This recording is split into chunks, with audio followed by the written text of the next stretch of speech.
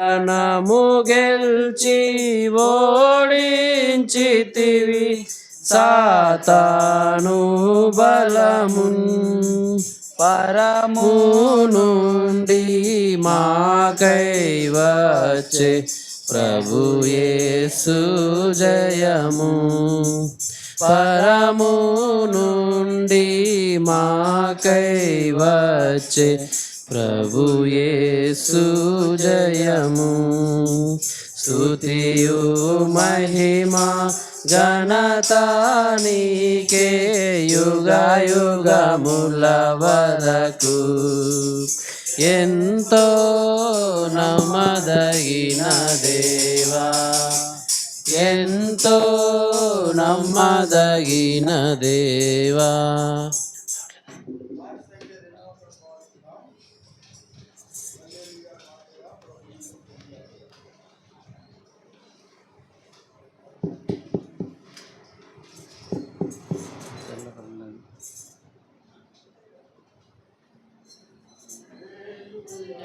పాడేదా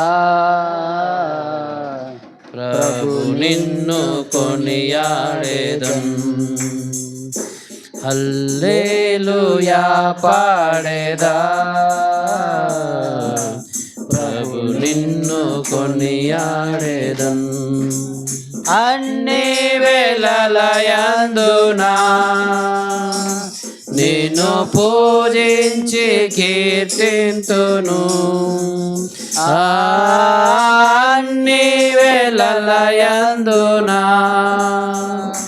నిన్ను పూజించి కీర్తింతును ప్రభువా నిన్ను నే కొనియాడేదన్ హల్లెలూయా పాడేదా ప్రభు నిన్ను కొనియాడేదన్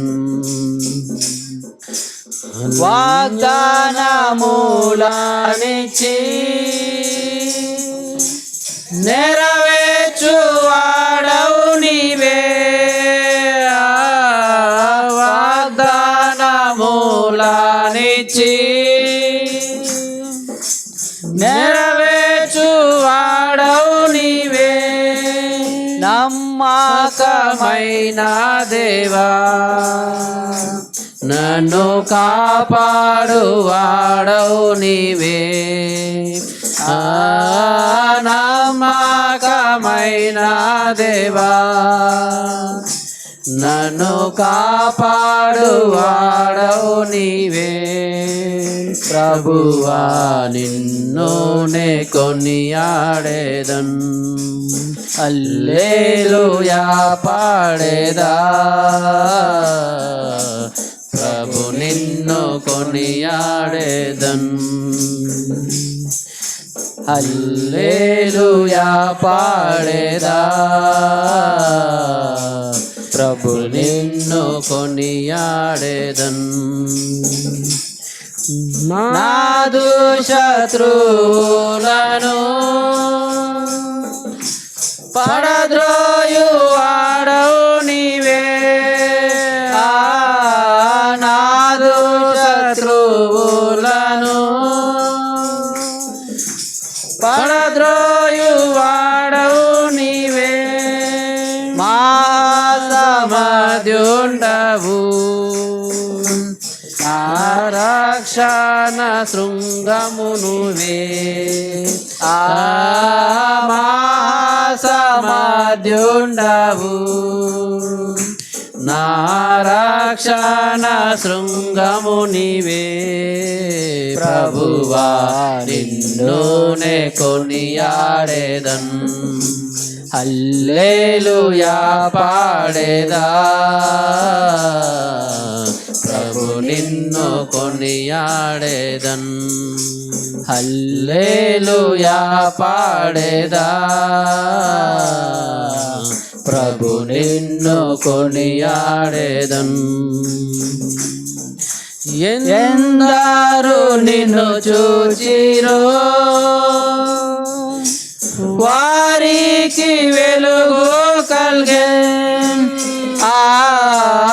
ఎందరు నిన్ను చూచిరో వారికి వెలుగు కల్గెన్ ప్రభువానే వెలుగొంది తిన్ నా జీవంపు జ్యోతివి నీవే ఆ ప్రభువానే వెలుగొంది తిన్ నా జీవంపు జ్యోతివి నీవే ప్రభువా నిన్నునే కొనియాడేదన్ హల్లెలూయా పాడేదా ప్రభు నిన్ను కొనియాడేదన్ హల్లెలూయా పాడేదా ప్రభు నిన్ను కొనియాడేదన్ భయమును పారద్రోలి అభయమునిచ్చితివి భయమును పారద్రోలి అభయమునిచ్చితివి ఎబినేజరు నీవై ప్రభు నన్ను సంరక్షించుచుంటివి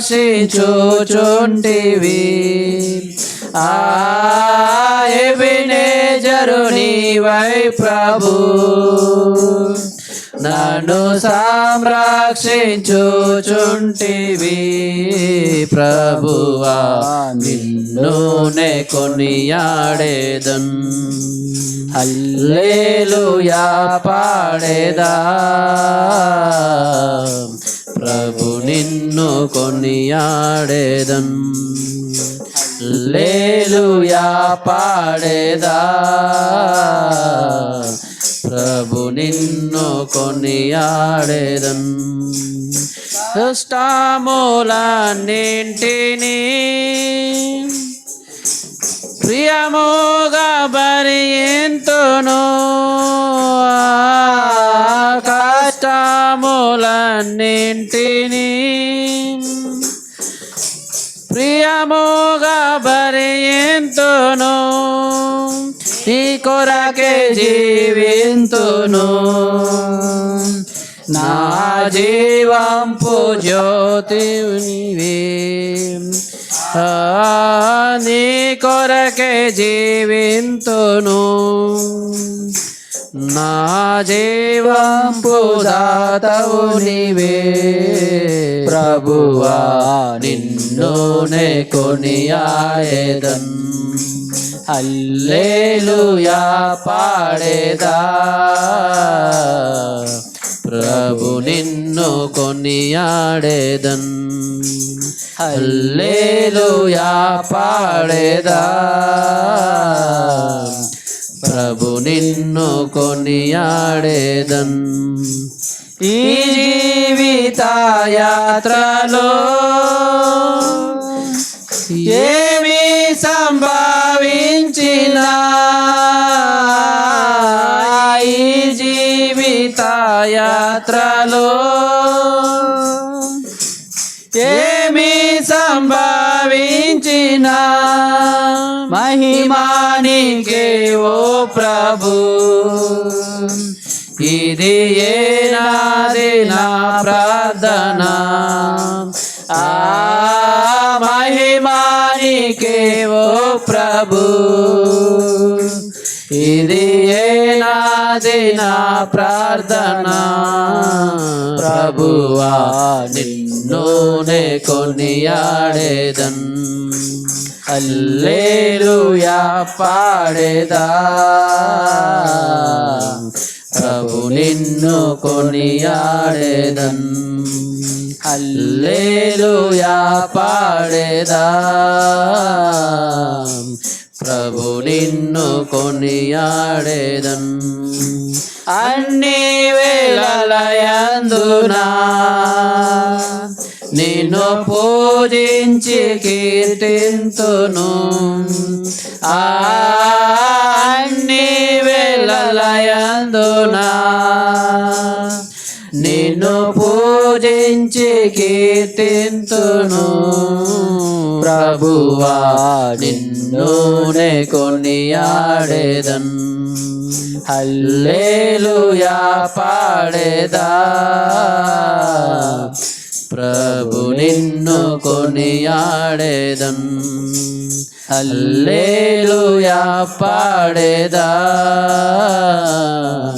ప్రభు నిన్ను కొనియాడేదన్.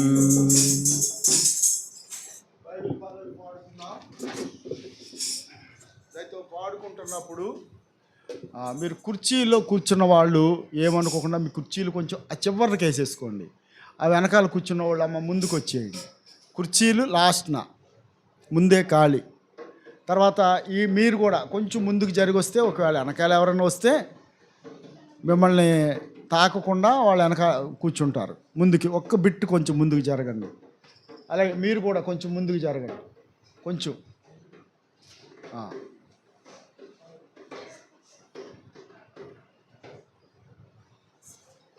గ్రంథ వాగ్దానంబులన్నీ నావి అనేటువంటి పల్లవి పాడుకుందాం. అయ్యా రండి. గ్రంథ వాగ్దానంబులన్నీ నావి, ప్రతి అధ్యాయము వరుస వచనము, తాన దివ్య ప్రేమ వాగ్దానంబులు, గ్రంథ వాగ్దానంబులన్నీ నావి. Every promise in the book is mine. Every chapter, every verse, every line, all the blessings of His love divine. Every promise in the book is mine.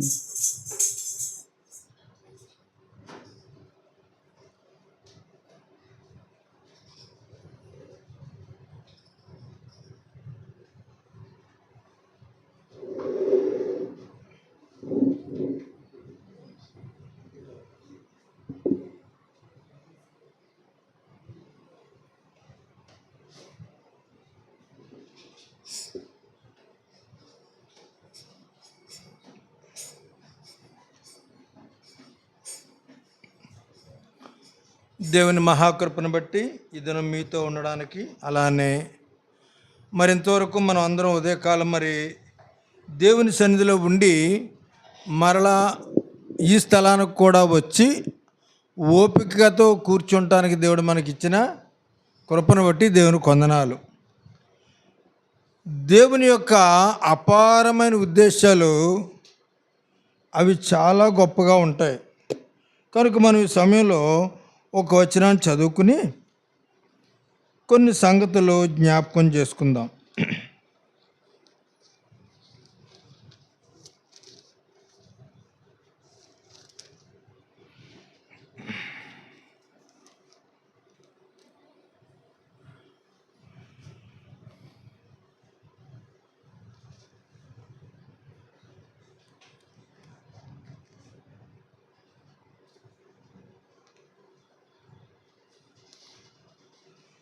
రెండవ దినవృత్తాంతములు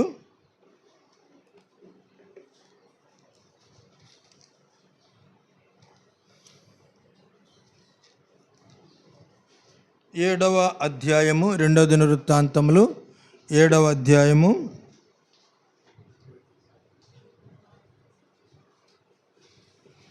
12 నుంచి 16 వరకు చదువుతాను, జాగ్రత్తగా చూడండి.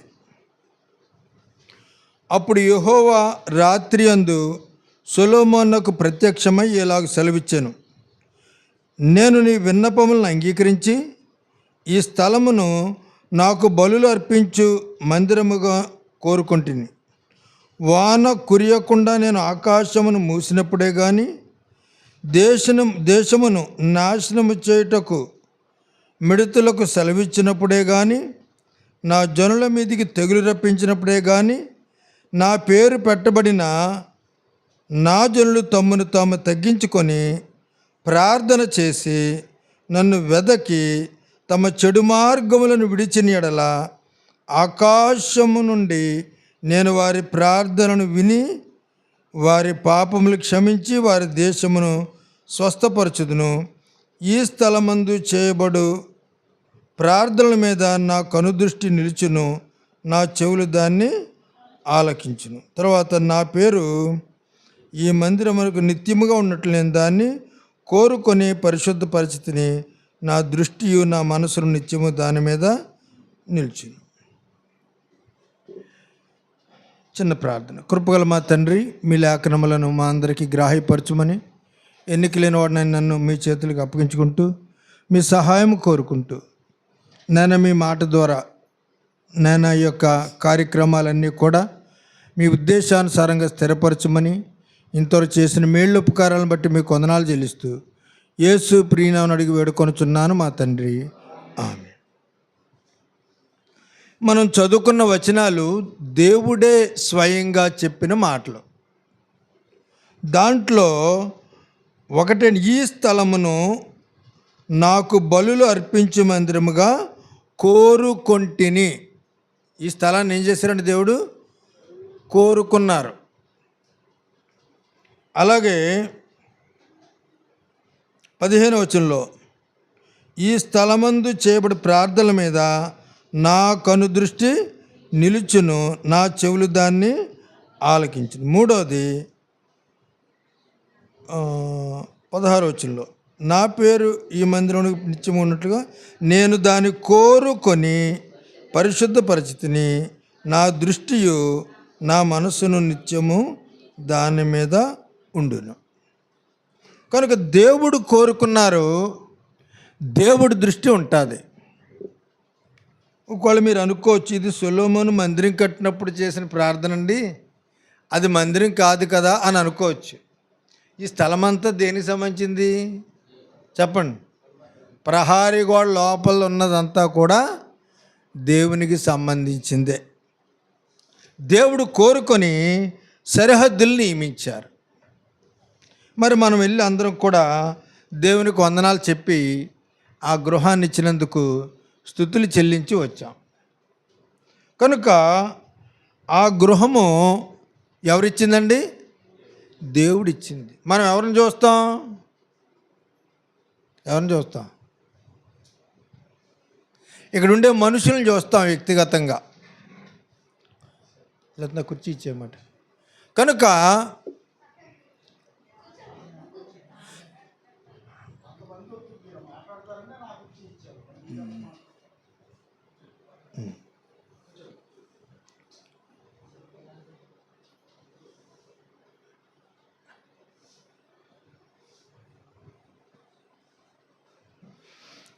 మరి ఇది మందిరానికి సంబంధించిందా వేరేదా?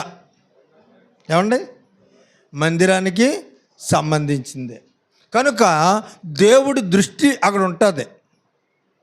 అక్కడ మరి గది ఉంది, అది వంటగదిలాగే కట్టారు, అంతేనండి? గెస్ట్ రూమ్గా కట్టారా? ఎలా వాడుకుంటే అలా వాడుకుంటారు. అంటే లోపల ఆ కిచెన్కి సంబంధించింది అది ఉన్నది. కనుక ఇప్పుడు ఆయన ఏమన్నారు? ఎలా వాడుకుంటే అలా ఉంటుంది. మనం ఎలా వాడుకున్నాం అనేది ఎవరి దృష్టిలో ఉంటుంది చెప్పాలా? ఒకవేళ ఎవరన్నా ఈ రాత్రికి ఆ గదిలో పడుకోండి అన్నారు అనుకోండి, ఇది ఏదో గదిలో కట్టి అందులో పడుకోమన్నారేంటి అని అనొచ్చా? అది ఎవరికి వినపడిపోద్ది? ఇప్పుడు చెప్పాలా? కొంచెం పెద్దగా కడితే పోనీ, చాలా చిన్నగా ఉంది, ఎలాగ వంట చేయాలని అనుకున్నారే అనుకోండి. సపోజ్ అనుకోవచ్చు, అనుకోరా? ఊహించాం, మనం ఊహిస్తాం, పైకనం కానీ మనసులో అనుకుంటాం, సీక్రెట్గా మనకు కావలసిన వాళ్ళకి ఒక్కళ్ళకే చెప్తాం, అది అందరికీ తెలుస్తుంది. మీకు అర్థమైంది? అర్థం లేదా? అందరికంటే ముందు ఎవరు తెలుస్తుంది? అది. కనుక ఇక్కడ దేవుడు మాట్లాడిన మాటలు మరి స్థానిక సంఘాలకు చెందినటువంటి మీరందరూ గుర్తించుకుని ఇది ఎవరిదని గుర్తెట్టుకోవాలా? అది. కనుక ఇందా సొలొమోను ఏమన్నాడు? యెహోవా నామ ఘనత కొరకు. కనుక క్లుప్తంగా చెప్తాను, రెఫరెన్స్ ఇస్తే టైం సరిపోదు. అసలు దీని బ్యాక్గ్రౌండ్ ఏంటి, వెనక చరిత్ర? దావీదు మహారాజు గారు నాతాను ప్రవక్తను పిలిచి, అబ్బాయి నేను మంచి సరంబి వేసిన ఇంట్లో ఉన్నాను, దేవుని మందసం ఏమో గుడారంలో ఉంది, కానీ మందిరం కట్టాలనుకుంటున్నాను అన్నాడు. అంటే ఇంకేముంది బాబయ్య, మరి రాజుగారి దగ్గర ఉండేవాళ్ళు ఏమంటారు? రాజుగారిని పొగడగా ఏమంటారు? కనుక కూడా ఉన్నవాళ్ళు సై అంటారు అనమాట. ఏమంటారు? ఇప్పుడు నగేష్ బాబు గారు ఉన్నారు, ఆయన కూడా ఉన్నవాళ్ళు ఇలా అలాగే చేసేద్దామండి అంటారనమాట. ఆ ప్రవక్త గారు కూడా ఎవరి మాటగా ఓకే చెప్పాడు? మరి దేవుడు అంటే అబ్బాయి మళ్ళీ వెళ్ళరు అబ్బాయి అన్నాడు, రాత్రి దర్శనం ఇచ్చి. మనం చదువుకున్న వచ్చిన భాగంలో కూడా సొలొమోనుకి రాత్రి కాలంలోనే దర్శనం ఇచ్చారు. కనుక ఇక్కడ ప్రాముఖ్యమైన విషయం ఏంటంటే, దేవుడు దావీదుని కట్టొద్దు అని కరాఖండిగా చెప్పేశారు. మరి దావీదు గురించి ఎన్నో గొప్పలు చెప్పారు దేవుడు స్వయంగా. కానీ సమయం వచ్చాక ఏమన్నారు? ఇది నీకు అనుమతించను అన్నారు. ఇంకేం చేస్తాడు పాపం? దేవుడికో దండం పెట్టుకుని అన్నీ సమకూర్చగలిగిన పదార్థాలన్నీ, తన వస్తువులన్నీ సమకూర్చి దావీదు ఒక చిన్న మాట అంటాడు. చూడండి, మొదటి దినవృత్తాంతాలు 29వ అధ్యాయం మొదటి వచనం. మొదటి దినవృత్తాంతం 29:1.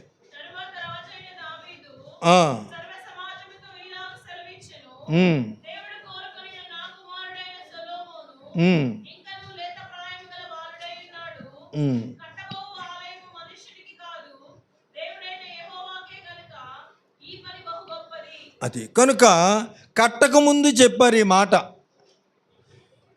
సొలొమోను ఎవరంటండి? ఇంకా ఏమన్నాడండి ఇక్కడ? అబ్బా ఏం ఎరగని బాలుడు అని అడిగి చెప్పాడు. చూసారా? కానీ ఇప్పుడు దేవుడు అన్నీ తెలిసిన దావీదుని ఏర్పరచుకున్నారా? ఏమీ తెలియని లేతప్రాయం కలిగిన సొలొమోనుని ఏర్పరచుకున్నారా? ఆయన మందిరం కట్టడానికి ఎవరిని ఏర్పరచుకోవాలో ఆయనకు తెలుసు. మరి మన మధ్య ఉన్న నగేష్ బాబు గారు కూడా ఇప్పుడే ఆ వాక్యం చూస్తే జ్ఞాపకం వచ్చింది. వాళ్ళ ఇంటిలో ఆయన అందరికంటే చిన్నవాడు.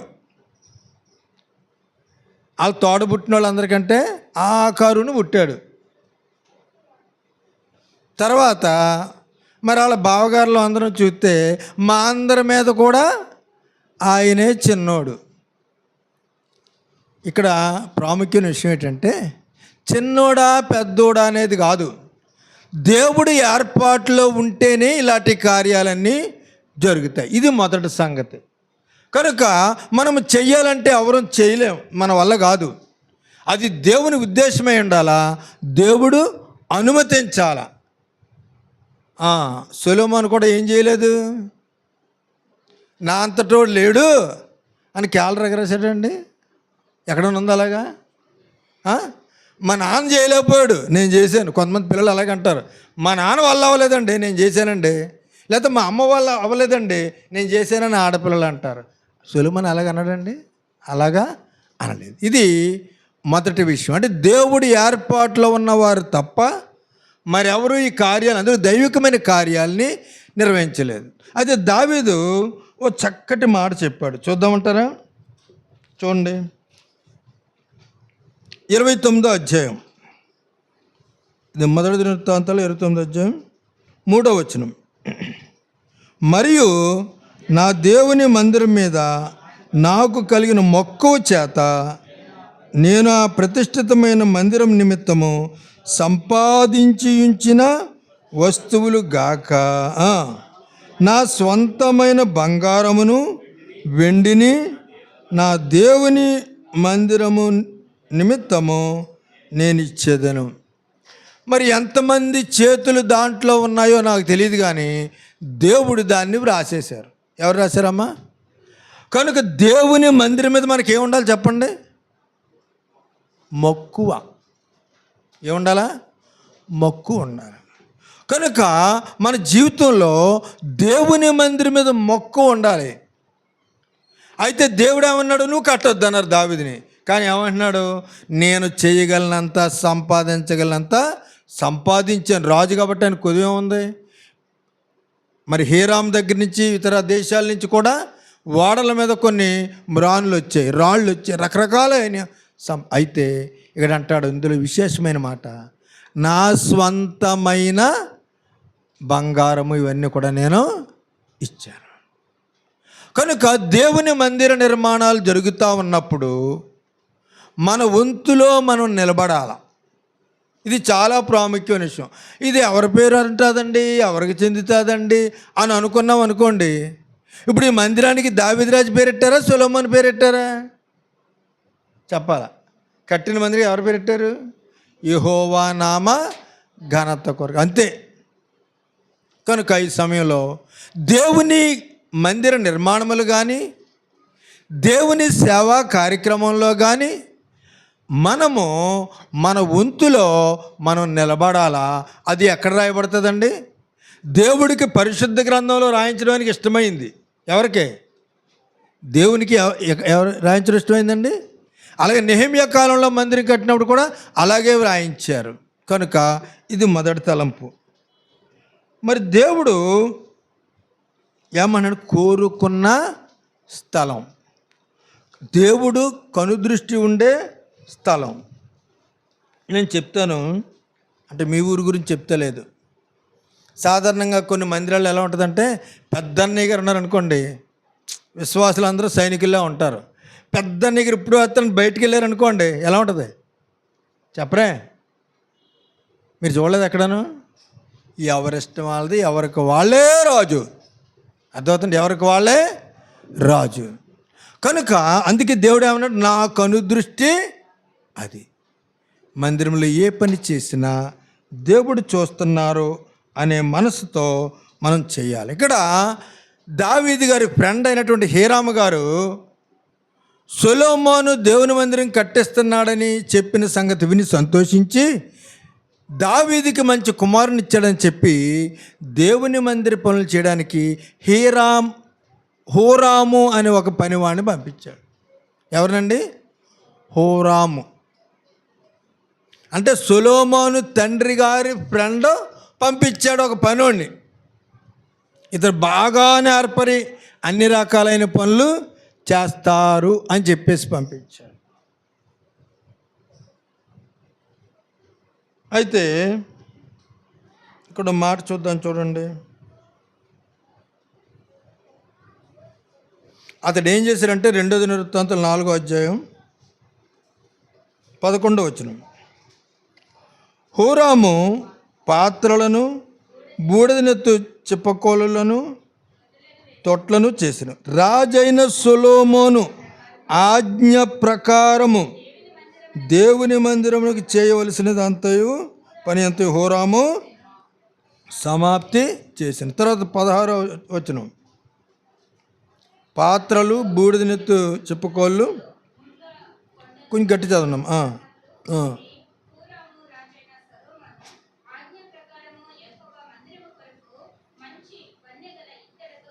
చాలండి. ఇక్కడ ప్రాముఖ్యమైన విషయం ఏంటంటే, దేవుని పని చేసేటప్పుడు దేవుని ఆజ్ఞ ప్రకారము అక్కడ నిర్వహించేవాళ్ళు చెప్పాలి. అప్పుడు ఎవరికి పని అప్పగించారో వాళ్ళు ఎలా చేయాలా? తూచా తప్పకుండా చెయ్యాలి. ఇది దైవికమైన నియమం. కనుక మనకు తెలుసు, యేసు ప్రభు వారి కాలంలో ద్రాక్షారసం అయిపోతే అప్పుడు ఆయన తల్లి వచ్చి చెప్పింది, బాబు ద్రాక్షారసం అమ్మ నీకు ఎందుకమ్మా, నా సమయం ఇంకా రాలేదంటే అప్పుడు ఏం చెప్పింది? ఇంకా ఆవిడ ఏం చేయలేక ఏమన్నది పని వాళ్ళతోటి, ఆయన మీతో చెప్పునది అంతే.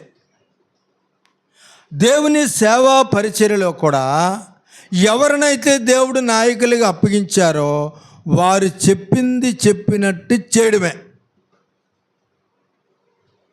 అలాగా అతని దగ్గర పని వాళ్ళు ఆ పనిని రాజు ఆజ్ఞ ప్రకారము చేశారు. ఆ మచ్చు ఎవరు ఇచ్చారు? దేవుడు ఇచ్చాడు మచ్చు. దాని ప్రకారంగా వాళ్ళు చేశారు. కనుక ఈ సత్యాన్ని మనం గమనించి దేవుని పనిలో సహకరిస్తున్న సహపని వారందరూ కూడా చెప్పింది చెప్పినట్టు చెయ్యాలి. నేను మా మందిరంలో అంటాను, మనం చెప్పిన అరటికల గురించి చెప్పిన పొద్దున్న ఆ కారణం ఆయన వచ్చాడు ఆయనకి, అబ్బాయి ఈ గెల ఎందుకు పాడయిందో చెప్పు అని అంటే, నా వల్లే పాడైందండి, దేవుడికి వందనాలు అనుకున్నాను. ఎవరి మీదకైనా తోసేస్తాడేమో. తప్పు ఒప్పుకున్నాడు. సరే ఇక్కడి నుంచి అలా జరగకుండా చూస్తానులేండి అంటూ తనే చేయమన్నాడని ఇంకోళ్ళని చెప్పాడు. నేను అన్నాను, రెండో వాళ్ళ మాట నీకొద్దు, చెప్పింది చెప్పినట్టు నువ్వు చేసేయి. ఇంకొక అడ్వాన్స్ ఇంకోటి చెప్పాను, నేను చెప్పానని చెప్పు, ఎవరైనా ఇలా కాదు అలాగంటే అని. నేను చెప్పానని నా మీదకు తోసే, నువ్వు చేయవలసిన కార్యక్రమం చక్కగా జరిగించు. కనుక పని చెడగొట్టడానికి సాతాను ఎవరో ఒకరిని ప్రేరేపిస్తాడు. నేను చెప్పే సత్యం అది. ఇది ఎంతో కాదు, గత 15 రోజుల క్రితం జరిగిన సంఘటన. కనుక దేవుని పనిలో మనకు నియమించబడిన పెద్దలు చెప్పిన పనిని చెప్పింది చెప్పినట్టు చెయ్యాలి. అది తేడా వచ్చింది, పాడైంది అనుకోండి, దేవుడు ఎవరిని అడుగుతారు? చెప్పిన వాళ్ళని అడుగుతారు, చేసిన వాళ్ళని అడగరు. ఆయన చెప్పింది చెప్పినట్టు చేస్తారు. నాకేం తెలుసు అంటే కేసు ఎక్కడికి వెళ్ళిపోద్ది? అదే మన సొంత బుర్ర ఉపయోగించి ఆయన చెప్పింది ఏం బాగాలేదండి, ఆయనకేం తెలుసు, మనం సొంతంగా చేసామనుకోండి, ఏమవుతుంది? అప్పుడు ఎవరిని దేవుడు అడుగుతారు?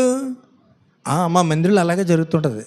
ఒకళ్ళు చేస్తుంటారు, నేను చెప్తాను, నా మాటను ఇలా బాగుంటుంది చేస్తారు, ఆకారం పాడవద్దు. అప్పుడు చెప్తాను, నిన్ను ఎవడు ఇందులో బుర్ర పెట్టమన్నారు? అర్థమవుతుందండి? నా మాటలు కఠినంగా ఉంటాయి, కానీ దేవుణ్ణి సంతోషపెట్టాలంటే ఉదయకాలం చూసి దేవుని సేవకుడు దుఃఖంతో మేము ఎంతో దూరం ఆలోచించి చెప్తాం. అర్థమవుతుంది? చిన్న పని చేసాం అనుకోండి, ఈవేళ కూడా చూడం, భవిష్యత్తులో ఏం జరుగుతుంది అనేది కూడా ఆలోచించుకునే దేవుని దగ్గర కనిపెట్టుకునే చెప్తాం. కనుక చెప్పింది చెప్పినట్టు హోరాము చేశాడు. సరే, మరి ఈ పరిస్థితులన్నింటిలో మనము కొన్ని విషయాల్ని జ్ఞాపకం చేసుకుని, ఇప్పుడు ఉద్యోగరీత్యా ఉన్నవాళ్ళు ఈవేళ ఈ ఊరిలో ఉండొచ్చు, రేపు పొద్దున్న ఇంకో ఊరు వెళ్ళొచ్చు. అంతేనంటారా? అంతే. నేను ఇందాక ఇక్కడికి వచ్చాను, అదిగో ఆయన ఉన్నారు, వాళ్ళ ఊరిలో మా ఫ్రెండ్ ఉన్నాడు. వాళ్ళ ఊరు చెప్పగానే, అబ్బాయి నాకు తెలిసిన ఆయన ఉంటాడు ఆ ఊళ్ళో. ఉన్నారండి అన్నాడు. ఫోన్ అమ్మా నన్ను ఇచ్చాడు. నువ్వు అక్కడికి ఎందుకు వెళ్ళావు అని అడుగుతున్నాడు నన్ను. ఎవరిని? మా ఫ్రెండ్. ఏమో, దేవుడు ఎక్కడ ఉంచినా కానీ, ఈ మాట చాలా గుర్తుపెట్టుకోండి, ఎక్కడన్నా రాసేసుకోండి మీ బైబిల్లో, మనము ఎక్కడ ఉన్నా కానీ దేవుని నియమాల్ని దాటి వెళ్ళకూడదు. మా మందిరంలో నాకు సహకారిగా ఒక అబ్బాయి ఉండేవాడు. బాబు నీకు తెలుసుంటాడు, సీనియర్ తిమ్మతిని పొడుగున్నాడు.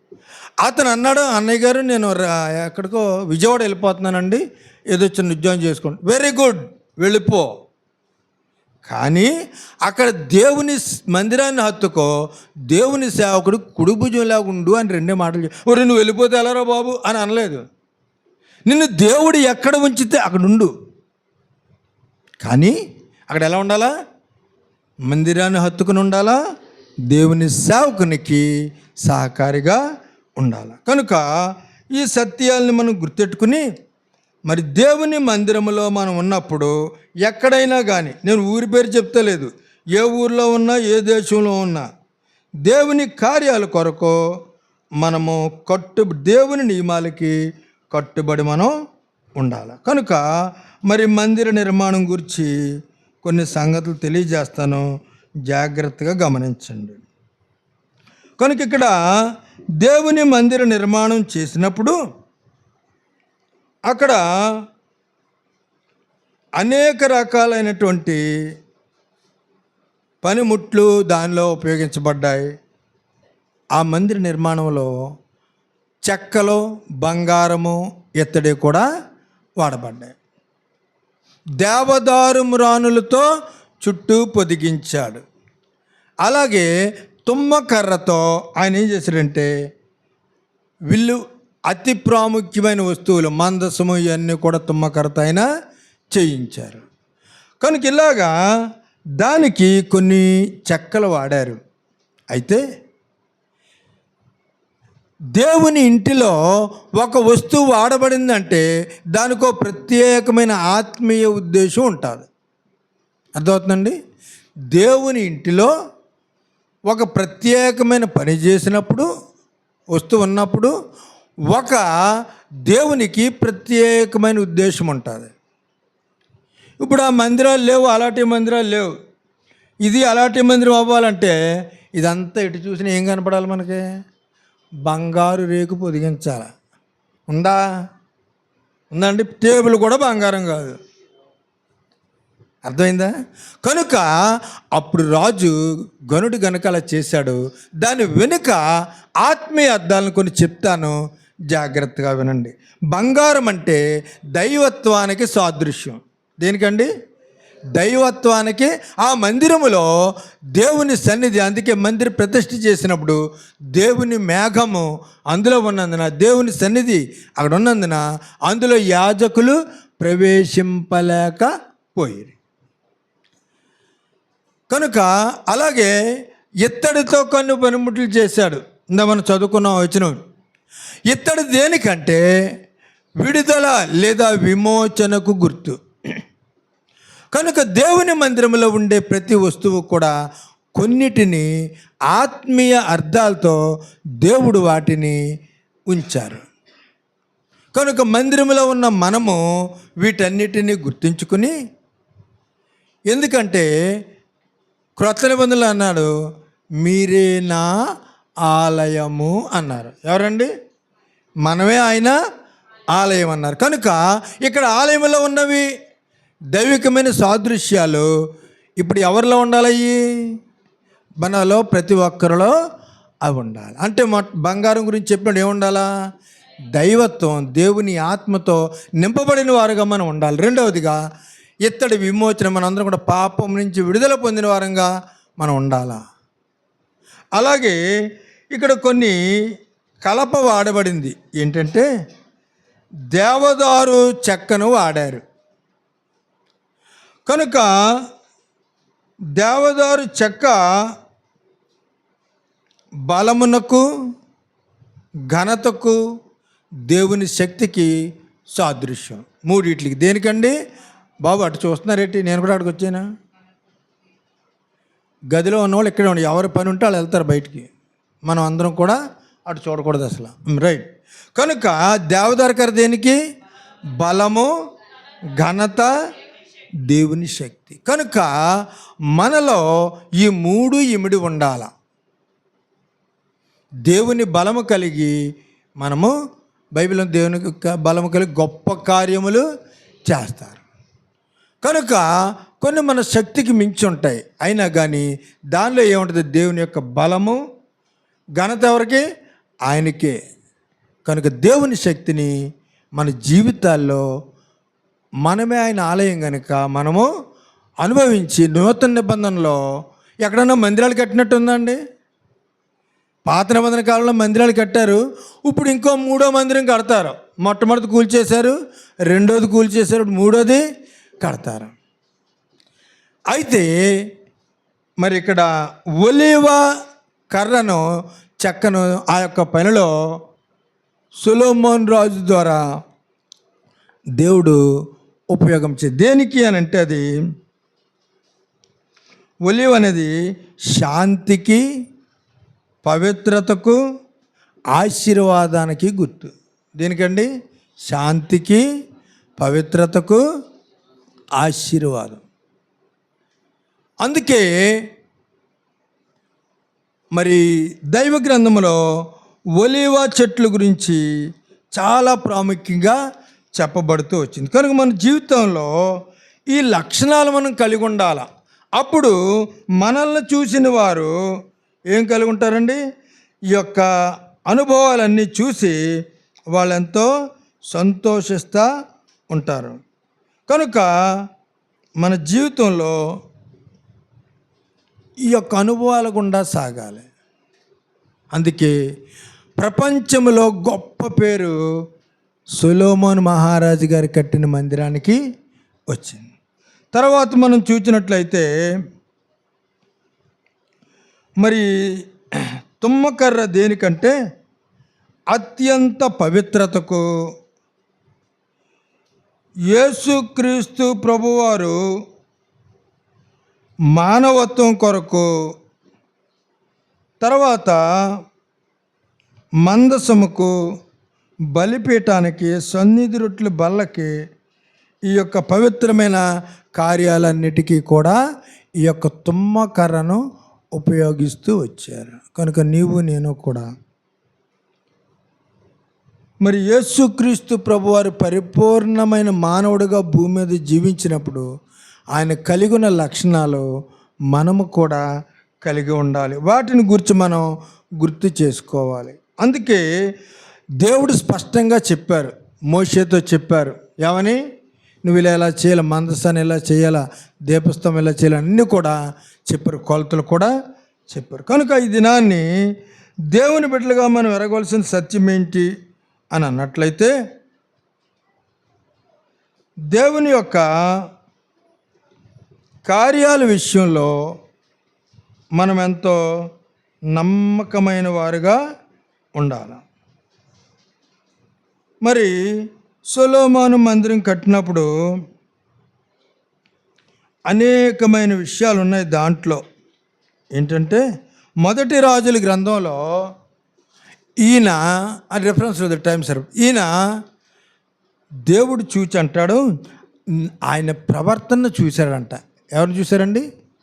సొలొమోను మహారాజు యొక్క ప్రవర్తన చూశారు. తర్వాత తండ్రి అంటాడు, నువ్వు మంచి బుద్ధి గలవాడు అని ఆయన అంటాడు. దావీదు రాజు 2 దినవృత్తాంతాల్లో ఉంటుంది, నువ్వు మంచి బుద్ధి గలవాడు. కంటే ఒక పనికి ఒకరిని వాడుకునేటప్పుడు వాళ్ళ ప్రవర్తన చూస్తాడు, తర్వాత వాళ్ళ యొక్క బుద్ధి చూస్తాడు.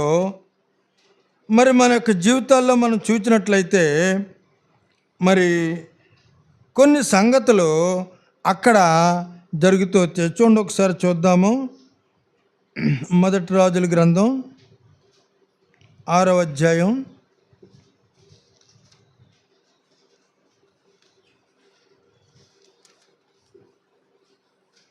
7వ వచనం చూడండి.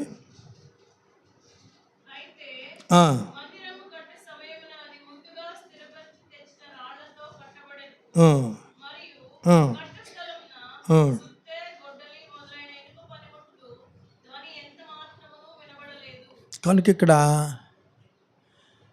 మందిరాల్లో కొన్ని కార్యక్రమాలు, పెద్ద పెద్ద కార్యక్రమాలు చేసినప్పుడు ఏం చేస్తారంటే, బాగా బాధ్యత కలిగిన వాళ్ళకి మంచిగా బుర్ర హీట్ ఎక్కిపోద్ది. ఈ పని అవ్వలేదు, ఆ పని అవ్వలేదు, సరిగ్గా లేదు, సరిగ్గా వాళ్ళకి చెప్పి వెళ్ళి ఇలాగెళ్ళాను, వాళ్ళు ఈ పని చేయలేదు, బుర్ర ఏమైపోద్ది? వేడెక్కిపోయి అప్పుడు ఏం చేయడం మొదలు పెడతారు చెప్పండి? ఇతరుల మీద ఏం చేస్తారు చెప్పాలా? కోపపడతారు. ఇంకేం చేస్తారు? కోపపడిన వాళ్ళు ఏం చేస్తారు? అవతల వాళ్ళు సణుగుతూ ఉంటారు. ఏం చేస్తుంటారు? ఇలాగని అలా నేను చేస్తున్నాను కదా, మళ్ళీ ఎందుకు ఇవన్నీ అంటే, దేవుని మందిరంలో పనులు చేసినప్పుడు మౌనంగా చేయడం అనేది మనం నేర్చుకోవాలి. మందిర నిర్మాణంలో రాళ్ళు ఎక్కడో చెక్కి తీసుకొచ్చారు, కానీ ఇక్కడ సుత్తే గొడ్డలి మొదలైన శబ్దాలు వినబడకుండా కట్టాడంట. ఎంత గొప్ప సంగతి అండి ఇది. మనం ఏం చేస్తున్నాం ఏమ్మా? ఓ చిన్న తేడా వస్తుంది. సపోజ్ ఉప్పు తక్కువైంది అనుకోండి, అన్నీ చేశారు, సాంబార్లు ఉప్పుతో ఏమంటారు? ఆ మాత్రం తెలియని వాళ్ళు ఎందుకు వంట దగ్గరికి వెళ్ళాలి? వీళ్ళు వెళ్ళరు, వీళ్ళు పొయ్యి దగ్గరికి వెళ్ళరు, వంట చేయరు, కూర ఏమీ చేయరు. ఏమంటారు సింపుల్గా? ఆ మాత్రం ఉప్పేయడం చేత కానివాళ్ళు అప్పుడు స్టార్ట్ అవుతాయి సుత్తి గొడ్డలు అంటే. అప్పుడు రంకెలు, గోల, పాపం కష్టం. అయితే రేపు నుంచి నేను చేయను అంటారు. ఎవరో? ఆ సాంబార్ కాసిన వాళ్ళు. అంటే దేవుని మందిరంలో చాలా ప్రాముఖ్యం. కనుక ఈ సమయంలో మనము ఇలాంటి విషయాల్లో నేను కూడా ఫస్ట్ కేకలేసి చెప్పకపోవడమే, ఈ వాక్యం చదివాక భయం వేసి అప్పటి నుంచి సైలెంట్గా ఉండటం నేర్చుకున్నాను. అర్థమవుతుందండి? కనుక వాక్యం ఎక్కువ చదవాలా. ఏం చదవాలమ్మా? ఎంత వాక్యం ఎక్కువ చదివితే అంత నువ్వు దేవుని రూపంలో మారిపోతావు. దైవ గ్రంథం యొక్క శక్తి, అందులో ఉన్న దేవుని ఆత్మశక్తి మనల్ని మలుస్తుంది. కనుక ఈ విషయాల్ని మనము చాలా జాగ్రత్తగా గమనించవలసిన వారమై ఉంటున్నాం. తర్వాత చూడండి,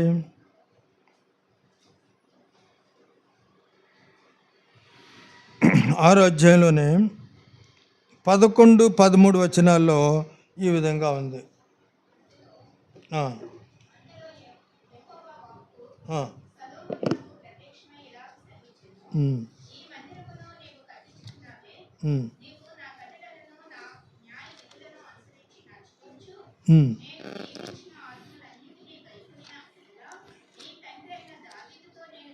చాలమ్మా.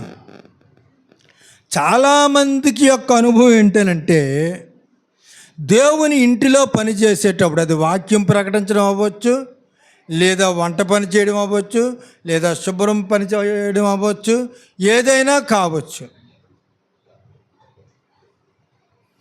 కనుక ఇక్కడ ఏమంటున్నాడంటే సొలొమోనుతో ఏమంటున్నాడమ్మా, నీవు ఈ యొక్క పనులు ప్రాముఖ్యమే కానీ ఏం చేయాలి నువ్వు అదే సమయంలో నా కట్టడలను అది ఆయన కట్టడలు, ఆయన విధులు, ఆయన ఆజ్ఞలు అనుసరించి మనము నడుచుకొనుట అనేది అన్నిటికంటే ప్రాముఖ్యమైన విషయం.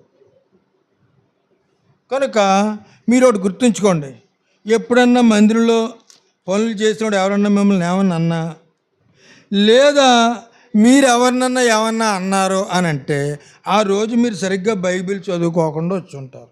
వెనక్కి తిరిగేసుకోండి హిస్టరీ. డాక్టర్ గారు ఏమంటారు, పోయిన వారం అంతా ఎలాగుందమ్మా, అన్నం అరుగుతుందా అని అడుగుతారు కదా, అలాగనమాట.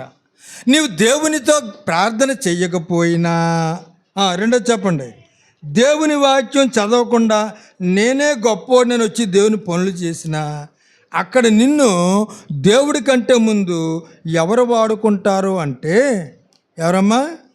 సాతాను. ఇందులో అనుమానం ఉందంటారు ఎవరికన్నా? ఏమండి, అనుమానం ఎవరికన్నా ఉందా? ఎవరికి లేదు కదా. మరి అలాగ ఉంటున్నావా లేదా? నేను అడగను, నాకు చెప్పొద్దు.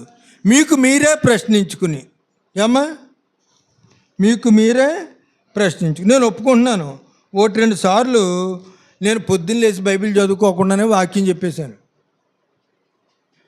అంటే ఏదో కొంచెం కార్యక్రమాలు పెద్దగా ఉన్నాయి, ముందాళ్ళు వచ్చి లోపల ఈ రెడీ పెడదాం కదని బయటకు వస్తాను. ఆ పని ఈ పని వాళ్ళు వస్తారు, సరిగ్గా చేస్తున్నారు లేదు వాళ్ళు చూస్తా కాపలా కాస్తా కూర్చుంటే ఏమైపోద్ది? అసలు పని ఉండదు. ఏ పని ఉండదు. అప్పుడు ఎవరో ఒకరి మీద కేకలు వేస్తాను, అప్పుడు బుర్ర పని చేస్తుంది. ఎందుకని అంటే అనుభవంతో చెప్తున్నాను. మీరు అనుకుంటున్నారు మమ్మల్ని ఏదో అనేస్తున్నాడు అనుకుంటున్నారు. కాదు, నేను అనుభవంతో చెప్తున్నాను. అప్పుడు గుర్తొస్తుంది నాకు. ఇందాక 85 సంవత్సరాలని చెప్పాను కదా, ఆయన మా మందిరంలోకి వచ్చి నేను కింద కూర్చుని ఉన్నప్పుడు అంటే కాలు యాక్సిడెంట్ అయ్యి కుర్చీలో కూర్చుంటున్నాను, కానీ ఆయన ఇలా వాక్యం చెప్తాడు, బైబిల్ పాడదామని. ఇవాళ పొద్దున్న లెగిసి బైబిల్ చదువుకున్న వాళ్ళు మాత్రమే బైబిల్ ఎత్తున్నా అన్నాడు. నేను వెనక నన్ను చూసుకోలేదు, నన్ను వీడు చదువుకుంటాడు అనుకున్నాడు పాపం. ఆ వేళ చదువుకోలేదు నేను. మీకు అర్థమైందండి? ఒప్పుకున్నానా లేదా? ఒప్పుకుంటున్నాను. మరి మీరు ఒప్పుకుంటారా? ఎదటోడి మీద దెబ్బలాటే తప్ప దేవుని సన్నిధిలో నిన్ను నువ్వు చూసుకునే పరిస్థితి టైం చెప్పండి అయిపోయిందా? ఓకే అనేది లేకపోయినట్లయితే సొలొమోనుతో ఏమన్నాడు? ఏర్పరచుకున్నాడు, దావీదును వద్దన్నాడు, అన్నీ అన్నాడు. ఆఖరిని ఏమన్నాడు? నువ్వు కానీ నా కట్టడలు విధులు నా ఆజ్ఞలు కానీ దాటావా నీ ఉద్యోగం అంటే నీ రాజ్యం నీకు తీసేస్తానన్నాడు. ఎంత బాధగా ఉంటుందండి. ఒకే అధ్యాయంలో ఎంత ఎత్తేసాడు. ఫస్ట్ సొలొమోను దేవుడు, తర్వాత గాలి తీసేసాడు. ఏం చేశాడమ్మా? సొలొమోను కంటే మనం గొప్పవాళ్ళమా? ఏమండి, గొప్పవాళ్ళం. కనుక ఈ విషయాల్లో చాలా జాగ్రత్తగా ఉందాం. ఎందుకంటే సాతానుడు ఎవరిని మృంగుదునా అని తిరుగుతూ. ఇంకొక విషయాన్ని చెప్తాను చూడండి అమ్మ. 31వ వచనం చదవండి అమ్మ, అదే అధ్యాయం.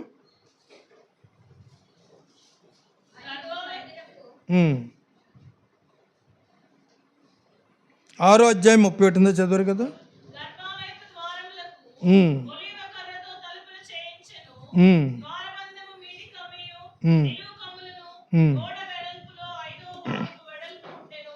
కనుక ఎక్కడ ఏ కర్ర పెట్టాలో కూడా ఆయనే చెప్పాడు.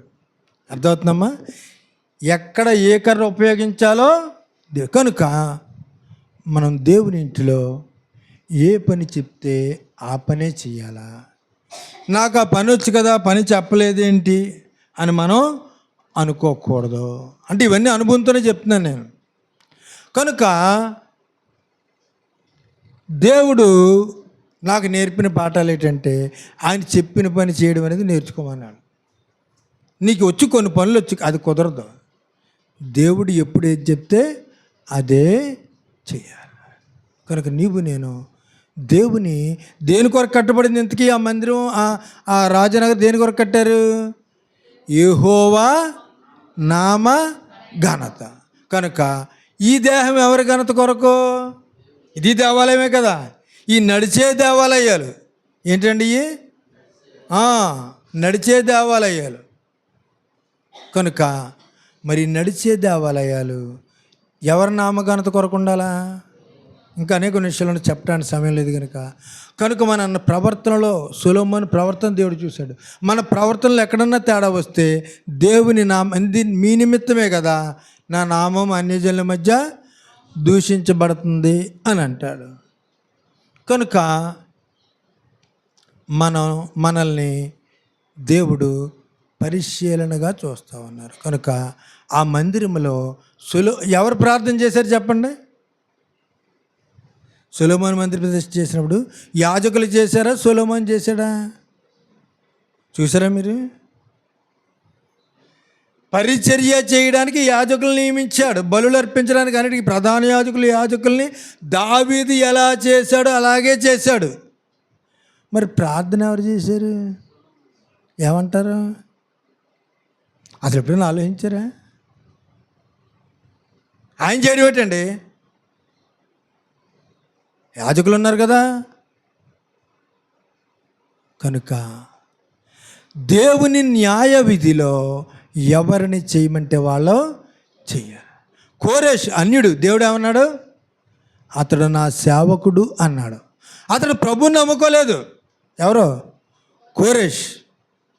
కానీ దేవుని మందిరం కట్టడానికి ఆ యొక్క బానిసత్వం నుండి ఆ ప్రజలను పంపుతున్నాడు. మీ దేవునికి మీరు మందిరం కట్టించమని దేవుడు నాకు చెప్పాడు, మీ అందరూ వెళ్ళి మీ దేవునికి అని అంటాడు. అక్కడ నా దేవుడు అంటలేదు, కానీ దేవుడు ఏమంటున్నాడు? నా సేవకుడు. ఏంటండి అదేంటిది? కొన్ని చాలా వింతగా ఉంటాయి బైబిల్లో. అతను హృదయపూర్వకముగా, ఎందుకంటే అతను ముందున్న రాజులే అక్కడ మందిరాన్ని కూల్చేశారు, కాల్చేశారు. కానీ రాజు అంటాడు, లేదు, ఆ దేవుని మందిరం అక్కడ ఉండాలా. ఆ ప్రజలు అకారత్తుగా అయిపోయారు అన్నాడు. ఈ ప్రాంత ప్రజల కొరకు దేవుడు ఏం పెట్టారు ఇక్కడ? మందిరం. దీన్నే దీపస్తంభం అంటాం. దీపము నిత్యము వెలుగుచుండాలంటే దాంట్లో ఏం పోసేవాళ్ళు ఉండాలా? నూనె పోసేవాళ్ళు ఉండాలా, వెలిగించేవాళ్ళు ఉండాలి. కనుక మరి ఈ సేవలో పరిచర్యలో పాలు భాగాలు పంచుకుంటున్నారు, చాలా జాగ్రత్తగా చేయండి. దేవుడు మనం ఇందాక ఒక వచనం చూశాను, అది నాకు కనబడతలేదు. ఇక్కడ ఏమంటాడంటే, సొలొమోనుకి నా కృప నిత్యము తోడుగా ఉండజేసేదను అని అన్నాడు దేవుడు. సొలొమోనుకి ఏమి ఇచ్చారన్నారండి? అలాగే మరి మీ మధ్య పరిచర్య చేస్తూ మిమ్మల్ని నడిపిస్తున్న ఈ యొక్క మరి నగేష్ బాబు గారికి కూడా ఆయన కృప తోడుగా ఉండి ఆయన కృపలో ఈ కార్యాలన్నీ చేయలాగన దేవుడు ఆయన నడిపించునుగాక. కనుక ఆ కృపలో ఆయన ఉండి ఏం చేయాలంటే చూడండి, 2 సమూయేలు గ్రంథం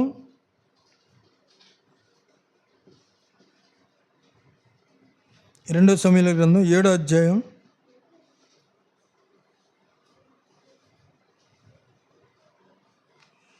15వ వచనం.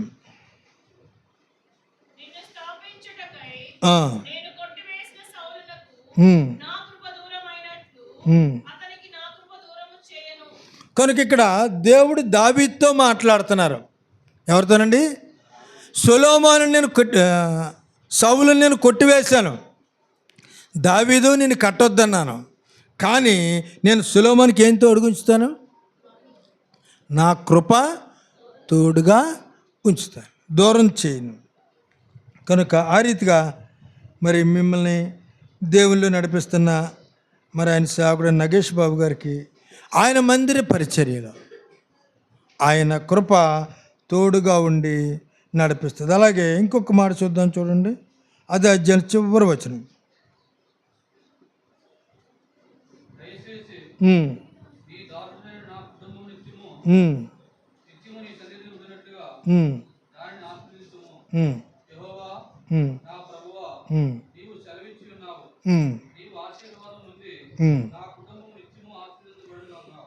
ఎంత స్వార్థం ఉండే, నా కుటుంబం అంటున్నాడు. చూసారా? అంటే ఇక్కడ ఒక రహస్యం ఉంది. ఈ పనిలో నిన్ను నియమించాను అన్నప్పుడు ఆయన ఏమంటున్నాడు, నీ సన్నిధి నాకు.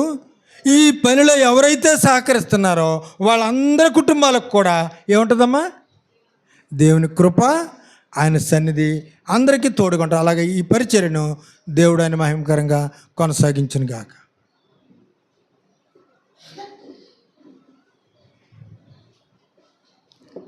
ప్రభు తనక మహాప్రేమను బట్టి ఈ రెహబోతు ప్రార్థనా మందిరము ఆవరణములో ఈ నూతన అకామిడేషన్ ఏర్పాటు చేసుకోవడానికి ప్రభు మనకు సహాయం చేస్తూ వచ్చాడు. అయితే ఈ నిర్మాణాన్ని గురించి ఒక 5 నిమిషాలు చెప్పి ప్రభుని స్తుతించి ముందుకు వెళదాం. ఈ నిర్మాణము చేపట్టడానికి ముందు నవంబర్ మాసంలో ఎప్పుడో ఇక్కడ ఈ నిర్మాణం చేయాలని తీర్మానం చేసుకున్నాం. అంటే చేద్దామమ్మా, ఒక గది ఏర్పాటు చేస్తాం మీకు ఇక్కడ. మరి మీరు కూడా పిల్లలు, సండే స్కూల్ పిల్లలు, వీళ్ళకి ఏదైనా కొంచెం మరి ఆహారం సిద్ధపరచడానికి కానీ, ముఖ్యంగా ఈ సామాన్లు అన్నీ లోపల పెట్టుకోవడం, బయట పెట్టుకోవడం, లోపల పెట్టుకోవడం, బయట పెట్టుకోవడం కొంచెం చాలా ఇబ్బందిగా ఉంటా ఉంది. కనుక ఏదైనా పెట్టుకోవడానికి బాగుంటుంది అని అనుకున్నాం. ఆ తర్వాత VBS సమయాల్లో వంట చేసే బ్రదర్స్ కూడా, అన్న ఇక్కడ ఏదైనా ఉంటే బాగుంటుంది, ఏదైనా షెడ్ లాంటిది వేసుకుంటే ఎండలో కొంచెం ఇబ్బందిగా ఉంటుంది అని అంటే, అది నవంబర్లో తీర్మానం చేసాం. నవంబర్లో తీర్మానం చేసిన తర్వాత డిసెంబర్ మాసం అంతా బిజీగా ఉంటాం కనుక చేయలేము, మరి కొత్త సంవత్సరంలోనే ఏదన్నా చేద్దాంలే అని అనుకున్న తర్వాత మన పరిస్థితులన్నీ మీకు తెలిసినాయే కదా. కొంతమంది ఎవరైతే ఆ బాధ్యతల్లో ఉంటున్నారో వాళ్ళకి బాగా తెలుసు మన మందిరాల పరిస్థితి. కనుక చెయ్యాలి అనే ఆశ ఉంది, ప్రార్థన చేస్తూ వచ్చినాం. మరి ప్రభు అద్భుత రీతిగా ద్వారాలు తెరిచినాడు. సరే, ధనం సంగతి పక్కన పెడితే 29వ తారీఖు మనం డెడికేట్ చేసుకోవాలని ఎప్పుడో మనం దీన్ని నిర్ణయించుకున్నాం ముందుగానే. అప్పటికి బహుశా ఫౌండేషన్ కూడా అవ్వలే, 0 లెవెల్లోనే వర్క్ ఉంది. అయితే 29న డెడికేట్ చేసుకోవాలి మందిరం అనుకున్న తర్వాత, మరి నాకు ప్రభు ఇచ్చినటువంటి ఏదైనా అంటే సొంత పని మీరు చేయరా అని అంటే, సొంత పని ఎప్పుడు దాని సంగతి పక్కన పెట్టండి. మేము హాస్పిటల్కి వెళ్ళడానికే మాకు టైం ఉండదు. వెళ్దాం అనుకుంటాం, ఈ వారం వెళ్దాం అనుకుంటాం, ఆ వారం కదిలే నెక్స్ట్ వీక్ వెళ్దాం అనుకుంటాం. ప్రభు ఏదో కాపాడుతూ వస్తున్నాడు. దేవుని పని విషయంలో ఏదైనా చెయ్యాలి అని అంటే మరి నిద్రపోవడం కూడా తక్కువే. అయితే ఇప్పుడు శోధన ఎక్కువైంది, సాతానికి నాకు పోరాటం. ఈ పని జరగదు అని బుధవారం తీర్మానం చేసేసుకున్నా. ఈ పని అవ్వదు. ఇప్పటికి 29కి. ప్రభువా, మరి నిన్ను అడిగే కదా ఈ డేట్ పెట్టుకున్నాం. ఎందుకు ఈ డేట్ పెట్టుకున్నాము అని అంటే, తర్వాత వారం అంతా బిజీ, ఎవరికాళ్ళు. హోలీ వీక్ కదా ఇది, హోలీ వీక్, పనులు, గుడ్ ఫ్రైడే, అది ఇది. ఆ తర్వాత నాకు కూడా అవుట్ సైడ్ మినిస్ట్రీస్ ఉన్నాయి. ఈ పనిని బట్టి సుమారుగా నేను 45 డేస్ ఎవరింటికి వెళ్ళలే, గృహ దర్శనం చేయలే. మీరు ఏమైనా అనుకుని ఉండొచ్చు. ఏంటి అంటే, ఉదయమే బయలుదేరడం, ఇక్కడికి రావడం, సాయంత్రం పని వాళ్ళు వెళ్ళిపోయిన తర్వాత తాళం వేసుకోవడం, వెళ్ళడం. అయితే ఇంత కష్టపడినప్పటికీ కూడా బుధవారం ఒక నిర్ణయానికి వచ్చాను, ఈ పని అవ్వదు. మరి ఎంతవరకు అయితే అంతవరకే డెడికేట్ చేయడమా ఏంటి అని కొంత కలతతోనే ప్రార్థన చేసుకుంటూ వచ్చాను. బైబిల్ స్టడీ అయిపోయింది. బైబిల్ స్టడీ అయిపోయిన తర్వాత బ్రదర్స్తో ఏదో కూర్చుని మాట్లాడుతుంటే అప్పుడు మేస్త్రి ఫోన్ చేశాడు. సార్, మేము రేపు 8 మంది వస్తున్నాం సార్. రేపు ఎంతమంది వస్తామన్నారండి? అప్పుడు వరకు ఒక ఆడ మనిషి, ఒక మగ మనిషి, లేదంటే 2 ఆడ మనుషులు, ఒక మగ మనిషి వచ్చేవారు. మేము 4 మేస్త్రులు, 4 ఆడవాళ్ళు వస్తామండి. మీ పని ముగించిన తర్వాతే మేము ఇంకో పనికి వెళ్తామన్నారు. ఇప్పుడు బుధవారం రాత్రి నేను కొంత అవిశ్వాసంను బట్టి ప్రభువుని శోధించానా అనిపించింది. ప్రభు చెప్పినాడు కదా, ప్రభు మాట చొప్పునే కదా ఏ పనైనా చేసేది. ప్రభు యొక్క సామర్థ్యం మీద, ప్రభు శక్తి మీద ఎందుకు ఆధారపడకుండా బలహీనపడ్డాను. ఇక వీళ్ళు చేయలే పని, ఇది అవ్వదులే అని అనుకున్నాను. థర్స్డే, ఫ్రైడే, నిన్న సాటర్డే, నిన్న సాయంత్రానికి ఎక్కడా కూడా ఒక్క పని కూడా పెండింగ్ లేకుండా వాళ్ళు కంప్లీట్ చేశారు. ఏంటంటే నేను అనుకుంటున్నాను అతనితో ప్రభు మాట్లాడుంటాడు. నేను అప్పుడు ఎప్పటి నుంచో చెప్తున్నా, అయ్యా డేట్ పెట్టుకున్నాం కదా 29ని, అలాగే సార్ అనేవాడు. కానీ మనుషుల్ని తీసుకురాలేకపోయేవాడు. అంటే ఇప్పుడు ప్రస్తుతానికి కన్స్ట్రక్షన్ ఫీల్డే చాలా ఇబ్బందిగా ఉంది. వచ్చేవాళ్ళు కాదు, ఆడ మనిషి వస్తే మగ మనిషి వచ్చేవాడు కాదు, మగ మనిషి వస్తే ఆడ మనిషి వచ్చేది కాదు. ఇదంతా అయిపోయింది. ఇంకా నన్ను నిరాశపరిచినటువంటి పరిస్థితులు ఈ కట్టడంలో ఏంటంటే, మనం ప్రభు కొరకు ప్రయాసపడుతుంటే మనుషుల తాత్పర్యాలు వేరుగా ఉంటాయి. అవి అన్యులేనా, రక్షింపబడిన వారా, విశ్వాసులా అని అంటే ఆల్మోస్ట్ అందరివి అలాగే ఉన్నాయి. వాళ్ళ అన్యులు అమ్మో ఎంతో మోసగాళ్ళు అని అనుకోవక్కర్లేదు. మనం రక్షింపబడిన వాళ్ళు అంతకన్నా మోసగాళ్ళు ఎక్కువ మంది ఉన్నారు. మనమే పెద్ద మోసగాళ్ళం, మనల్ని మించిన మోసగాళ్ళు ఎవరు ఉండరు. ఎందుకంటే ఎలా మోసగాళ్ళం, అన్నీ చేసేస్తామంటాం, వచ్చేస్తామంటాం, మేము ఉన్నాం కదా అంటాం, కానీ ఏం చేస్తామంటే సమయానికి మనల్ని మించిన మోసగాళ్ళు ఈ ప్రపంచంలో ఎవరు ఉండరు. క్రైస్తవుని మించిన అబద్ధికుడు ఈ ప్రపంచంలో లేడట. ఒక పెద్ద దైవజనుడు చెప్తున్నాడు, క్రైస్తవుని మించిన అబద్ధికుడు ఈ లోకంలో ఎవరు ఉండరు. వాళ్ళు దేవుణ్ణి నమ్ముకోలేదు అంతే, కానీ వాళ్ళ విలువలు కొంచెం మంచిగానే ఉంటున్నాయి. అయితే నన్ను బాధపరిచిన సంగతులు ఏంటి అని అంటే, ఇంత కష్టపడి ప్రభు పని చేస్తున్నాం కదా, చేస్తున్నప్పటికీ కూడా ఒక ఆడ మనిషి ఒక మగ మనిషి పని చేస్తున్నారు అక్కడ. నేను కుర్చీ వేసుకుని ఇక్కడ ఈ కిటికీ దగ్గర కూర్చున్నాను. మీకు జీతం ఎంత అండి అని అడిగారు. ఏమండి ఎంత అని అడిగారు? మీకు నాకేం జీతం ఏమి లేదు అన్నారు. ఏమందండి అంటే ఏంటి?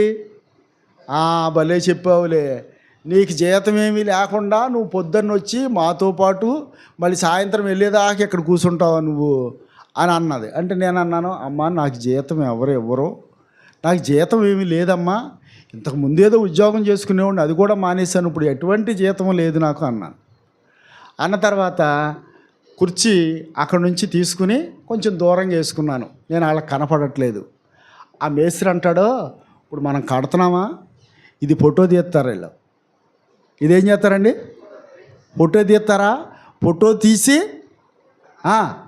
పంపిస్తారు. ఇప్పుడు ఎవరికి పంపించాలి? నేను మీకే పంపించాలి. ఇప్పుడు నాకు తెలిసిన వాళ్ళు ఇంకెవరు లేరు. ఫోటో తీసి ఏం చేస్తారంటే అండి, పంపిస్తారా, బోల్డ్ డబ్బులు వస్తాయి. ఎన్ని వస్తాయంట? బోల్డ్ డబ్బులు వస్తాయంట. మరి ఎన్ని డబ్బులు ఎక్కడి నుంచి వస్తున్నాయో ఆ దేవునికే తెలియాలి, ఇచ్చే మీకు తెలియాలి. కనుక ప్రియులారా, మనుషుల యొక్క దృక్పథము క్రైస్తవ పరిచర్య మీద అంటే దుష్ప్రభావం చూపుతుంది. అది వాళ్ళకి ఏంటంటే, వాళ్ళకి ఎలా ఉందంటే, వీళ్ళకి ఏదో ఎక్కడి నుంచో వచ్చేస్తుంది. అందుకనే ఇంకొక విధంగా వాళ్ళు మాట్లాడలేదు, కానీ ఈయన ఉద్యోగం కూడా అందుకనే మానేసి ఉంటాడు. ఈయన మంచి ఉద్యోగం అంటున్నాడు, చాలా జీతం అన్నాడు, చాలా జీతం ఉద్యోగం మానేశాడంటే ఇప్పుడు ఏమైనట్టు? దానికంటే ఎక్కడే ఎక్కువ వస్తుంటుంది. అందుకే ఏ లాభం లేకుండా ఎవరైనా ఏదైనా పని చేస్తారా? అందుకని అక్కడికన్నా ఇక్కడే ఎక్కువ. కనుక ప్రియులారా, మానవుల యొక్క ఆలోచనలు, ఉద్దేశాలు ఎలా ఉన్నాయంటే, క్రీస్తు ప్రభువు మీద మనము సరైన రీతిలో, అంటే ఆ యేసుక్రీస్తు ప్రభు వారిని సరైన రీతిలో ప్రజలకు మనం చూపించలేకపోతున్నాం. ప్రజలకు మనం ఏం చేయలేకపోతున్నాం అండి? చూపించలేకపోతున్నాం. అందుకనే ఈ యొక్క అవగాహన లేని పరిస్థితులు, అవగాహన రాహిత్యం, ఇష్టంగా మాట్లాడడం చేయడం. కనుక ఏదైనప్పటికీ వాళ్ళ నేనేం బాధపడలే. ఎందుకంటే ఇంకా బోళ్ళంతమంది అన్నారు, ఇగో బొలేరో ఎవడో కొనిపెట్టుంటాడు రా వీళ్ళకి అన్నాడు. బొలేరో ఎవరో అంటే ఎవరో పైనుంచి కొనిపెట్టుంటారు, అది వేసుకుని రైమని తిరిగేస్తాడు ఇక్కడ అంటున్నాడు ఒకడు. అది వేసుకుని రైమని ఎవరు ఏమనుకున్నా.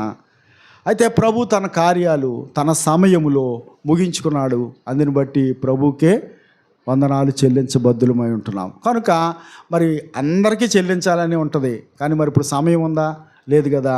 అందరి తరపున ఒక 2 మాటలు నేను ప్రభువుని స్తుతించి ప్రభువుని ఆరాధించుకునే వారంగా ఉన్నాం. దయతో మోకరించండి. ప్రేమ కలిగిన మా ప్రియ పరలోకపు తండ్రి, పరిశుద్ధుడు అయిన దేవా, మీకు వందనాలు స్తోత్రాలు చెల్లించుకుంటున్నాం. ఈ సాయంకాలపు గడియలలో రెహబోత్ ఆవరణంలో కట్టబడినటువంటి ఈ ఎక్స్టెన్షన్ ఏరియా డెడికేషన్ విషయంలో మీరు సహాయం చేస్తూ వచ్చినారు. కొన్ని పర్యాయాలు పరిస్థితిని బట్టి నేను నిరాశపడినప్పటికీ ప్రభు నా తండ్రి మీరు నన్ను బలపరిచి నా విశ్వాసాన్ని అధికించేసి మరి మా ప్రభు ఈ కార్యాన్ని మరి మాపై ఈ దినానికి ముగించుకోవడానికి మీరు చూపిన కృపను బట్టి మీకు వందనాలు.